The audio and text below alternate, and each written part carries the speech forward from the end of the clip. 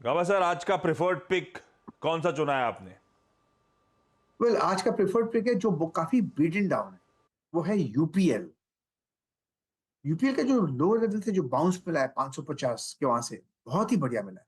अब उसने 600 का लेवल पार कर लिया, 602 पर ट्रेड करा है यूपीएल। मुझे लगता है ये स्टॉप लगाना चाहिए 595 का।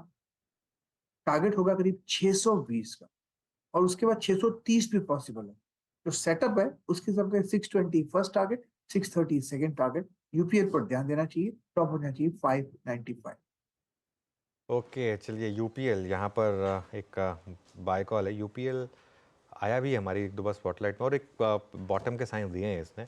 और एक चीज़ है, केमिकल्स में बड़ी रैली की शुरुआत तब तक नहीं हो सकती जब तक यूपीएल बॉटम आउट ना करे। तो एक यूपीएल का बॉटम आउट होना सेक्टर के लिए भी एक बड़ा पॉजिटिव होगा। मतलब इसका वेटेज जो उसमें है, हाँ, इसीलिए सबसे बड़ा है ना, तो इसके लिए तो इंडेक्स का स्टॉक है, तो यहाँ पर सबसे ज़्यादा गिरा भी था, तो इसके लिए यूपीएल में यहाँ पर थोड़ी सी बाइंग शुरू हुई है। मानस को जोड़ते हैं। मानस, गुड मॉर्निंग। मानस, क्या रहेगी आपकी trade? Good morning Anuj ji, good morning Ashish ji, good morning everyone. Good तो मॉर्निंग। देखिए, एसीसी पे खरीदारी करने की राय रहेगी। मेरे ख्याल से पिछले हफ्ते ट्यूसडे के वाले दिन 2100 का एक बहुत ही अहम आंकड़ा एसीसी ने ब्रीच किया था। वहां पर काफी बेहतर वॉल्यूम देखने को मिले थे, तो वीकली बेसिस पे तो ब्रेकआउट देखने को मिला था। उसके बाद हमने कंसोलिडेशन देखा, लेकिन कल के पैटर्न को देख के लग रहा है कि एसीसी तैयार है अब नेक्स्ट मूव के लिए। तो एसीसी में करंट लेवल्स पे खरीदारी करनी चाहिए। 2139 का स्टॉप लॉस लगाइए, और 2260 2260 तक के टारगेट्स पॉसिबल है एसीसी में। ये दोनों कैश लेवल्स मैंने बताए हैं। 2180 का कॉल ऑप्शन लिया जा सकता है। 78 रुपीज की क्लोजिंग थी इस ऑप्शन की, तो वहां पर आप 59 रुपीज के स्टॉप लॉस खरीदारी कर सकते हैं, और 120 रुपए के आपको टारगेट सेट करने इस ऑप्शन में। 2180 का कॉल भी लिया जा सकता है। एसीसी पसंद आ रहा है। सतपुते साहब, गुड मॉर्निंग। सतपुते साहब, आज का टॉप कॉल कौन सा? Morning Ashish ji, morning Anuj and morning everyone. Ashish ji देखिए, नज़र जो है वो है बैंकिंग एंड फाइनेंस पे। मुझे लगता है कि यहाँ पे एक अच्छा ट्रैक्शन मिलना चाहिए। पॉज मिला था, कंसोलिडेशन हुआ है, और यही कंसोलिडेशन होता है जहाँ पे हमें लॉन्ग एंट्री करनी है। तो देखिए, अगर बैंकिंग एंड फाइनेंस, मैंने से finance, it is Chola finance. Look at Chola finance. Chola finance में कल एक ब्रेकआउट मिला था, इनफैक्ट परसों ब्रेकआउट मिला था, कल का दिन पॉज था, लेकिन जो पॉज था वो नेकलाइन के ऊपर था, और दैट शोज कि यहाँ पे एक शॉर्ट कवरिंग मिलेगी। 1180 के आसपास कल ये फ्यूचर में क्लोज हुआ है। बाय करे, स्टॉप लॉस रखे 20 पॉइंट का, यानी 1160 का। और जो टारगेट होना चाहिए वो रहेगा 1220 का इनिशियली, लेकिन लगता है कि 1250 तक जाएगा। तो 1220, 1250, ये दो टारगेट होंगे चोला फाइनेंस का। ओके, चोला फाइनेंस यहाँ पर आपको करना है बाय। ये हो गए राजेश सतपुते के टारगेट्स। आशीष बहेती भी हमारे साथ। Ashish ji, good morning. आपकी trade? Good morning Anuj ji, good morning Ashish ji, good morning good morning everyone. साहब। जी, आपका ही ट्रेड कॉपी, आपका ही शेयर कॉपी कर रहा हूँ। लॉरस लैब, जो भी आपने डिस्कस किया, आई थिंक वेल प्लेस्ड है। जिस हिसाब से 23 अक्टूबर को नंबर्स के बाद गिरावट देखने मिली थी, 10% का करेक्शन था, वहां से स्टॉक ने एक बेस बनाया और एक अपवर्ड रैली रिज्यूम की है। हमें लग रहा है कि अब ये गैप जो उस दिन का था वो फिल होने के लिए वेल प्रिपेयर्ड, और एक अच्छा बड़ा मूव यहाँ से देखने मिल सकता है। तो खरीदारी की सलाह रहेगी लॉरस लैब में। 384 का एक स्टॉप लॉस लगाना है, 399 के फर्स्ट टारगेट, एंड 406 के सेकंड टारगेट के लिए इसमें पोजीशन बनाई जा सकती है। लॉरस लैब्स अभी अभी बढ़िया तरीके से चर्चा में आया था। बहेती साहब का प्रेफर्ड पिक भी नजर आ रहा है, टेक्निकली भी साउंड है। खरीदारी करने का मन इस स्टॉक में। पालविया साहब, गुड मॉर्निंग। पालविया साहब, कौन सा स्टॉक रडार पे? Good morning Ashish ji, good morning everyone. So real estate space से हमें लगता है डीएलएफ पे यहाँ पे बाय का ट्रेड लिया जा सकता है। कल के सेशन में एक शॉर्ट कवरिंग का मूव देखने को मिला, क्लियर आउट परफॉर्मेंस ऑलरेडी यहाँ पे बना हुआ है स्टॉक में।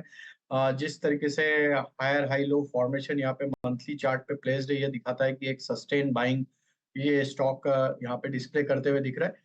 हमें लगता है डीएलएफ फ्यूचर पे यहाँ पे लॉन्ग साइड का ट्रेड लिया जा सकता है। अपसाइड के टारगेट यहाँ पे 680 से लेके 690 की तरफ आते हुए दिख सकते हैं। 690 यहाँ पे टारगेट होगा इंट्राडे पॉइंट ऑफ व्यू से। स्टॉप लॉस जो रखना होगा वो करीब होगा 659 के आसपास। ओके, चलिए 659 के स्टॉप लॉस डीएलएफ। ये है एक समय के पे एक शानदार मोमेंटम यहाँ पर। कविता जी के वीडियो में थोड़ी दिक्कत आ रही थी, इसके लिए थोड़ा लेट जा रहे हैं उनके पास। अब वो इशू रिजॉल्व हुआ है। Kavita ji, good morning. बताइए क्या रहेगी आपके pick? Very good morning, Anuj ji. Good morning, everyone. Well, मेरा पिक है आज गोदरेज कंज्यूमर पर। सो गोदरेज सीपी 1043 के लेवल पर क्लोज हुआ है। ऑन अ वीकली और डेली चार्ट अगर आप देखें, ये सॉसर फॉर्मेशन डेवलप करता हुआ दिख रहा है। कल के दिन में हमने एक मॉर्निंग स्टार कैंडलस्टिक फॉर्मेशन यहाँ पर देखा है। सो आई बिलीव यहाँ मूव एक्सटेंड होते हुए दिखेंगे। 1065 1073 के प्राइस टारगेट के लिए गोदरेज सीपी पर एक बाय ट्रेड इनिशिएट करें। 1034 का एक स्टॉप लॉस मेंटेन करना चाहिए। ओके। अच्छा, उज्जैन तो इंदौर से काफ़ी पास है ना, 50-55 किलोमीटर ही दूर है मेरे ख्याल बिल्कुल से, ठीक। और दो इंदौरी हैं पैनल में, बाय द है वे। ना? हाँ। कविता जी के साथ साथ पालविया साहब भी। पालविया साहब, ये आइडिया लगा था क्या? कोई झलक, कोई मोहन यादव साहब का कुछ आभास था क्या इंदौरियों को, कि आपके लिए भी उतना ही सरप्राइज है?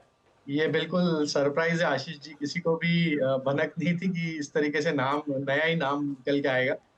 तो सरप्राइज है सबके लिए। सरप्राइज सबके लिए। मैं एक चीज़ बताऊं वैसे आशीष, मैं रतलाम में रहा हुआ हूँ 3 हाँ। साल, ठीक है? तो क्योंकि और रतलाम से जितने भी दोस्त वगैरह आगे हायर स्टडीज़ में गए थे वो इंदौर ही गए थे मेनली। एमपी पॉलिटिक्स ना, मतलब एक अलग लेवल की होती है। मतलब उसमें जो पॉलिटिक्स में डिस्कशन होती है ना, मुझे याद है, मैं तो बहुत छोटा था, लेकिन जब पापा के साथ जब जाते थे तो वो मतलब आई थिंक पोहा और जलेबी वो और वो छोटे समोसे वो सब वहाँ पे मिलते थे।